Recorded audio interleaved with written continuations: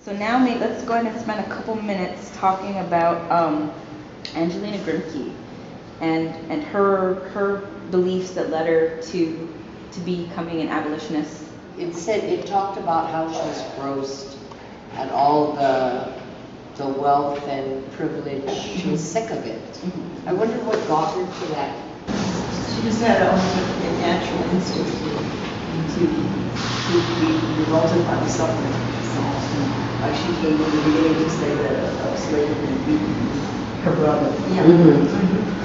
Well, But first, more is really, it's a real strong sense of moral conviction. I don't think she really thought about, slaves and, how unjust that system was, but that beating somebody else was wrong. She didn't want her brother to be, part of that. And we all start by learning a little bit and then becoming entrenched in our beliefs, and sometimes just understanding is not enough. You feel like you need to act on whatever it is you believe. So It's the liberator that draws,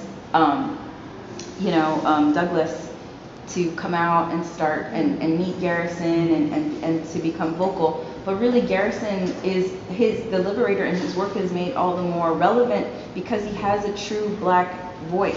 Well, I was just going to say it's like the man becomes greater than his master, and the black man, Frederick Douglass is, he's the leader. that's what I said. It's almost like a new form of slavery where he didn't want to start his own paper, right? I mean, that's kind of like, we're fighting for the same cause, but only mine is the legitimate source of abolitionist, Yours can't, because I heard you. Yeah. I'm the one who said she free. Yeah, but And I still want control. That's the story of freedom too, because Douglas freed himself, right? By going off on his own, doing his own publications, starting his own press, and his own newspaper. Whose voice is telling the story?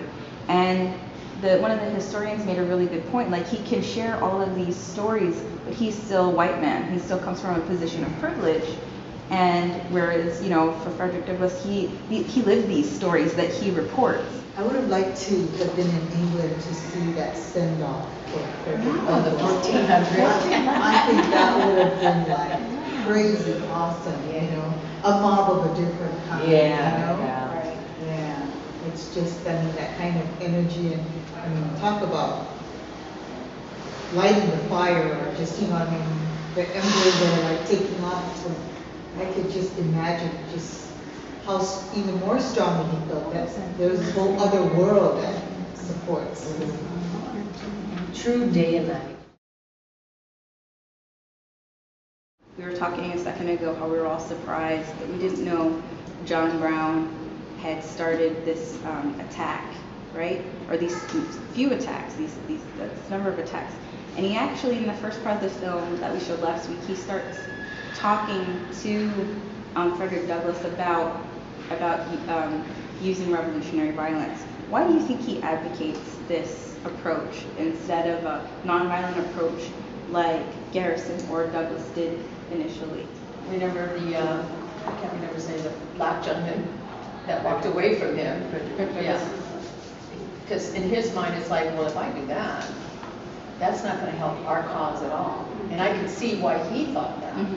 But the other gentleman to go ahead and do it, that made it even that much more powerful, because he's a white man willing to, his life and 22 men with him, for their cause, which I think that's even more powerful than anything, because it showed, I consider you my equal. And remember, he said to him, I will die for you. I will fight to the death for you. Very powerful. We have a pacifist approach and someone advocating violence. She uses art to show violence that's happening, that's directed towards slaves. At one point, they said the publishers couldn't keep up with the demand.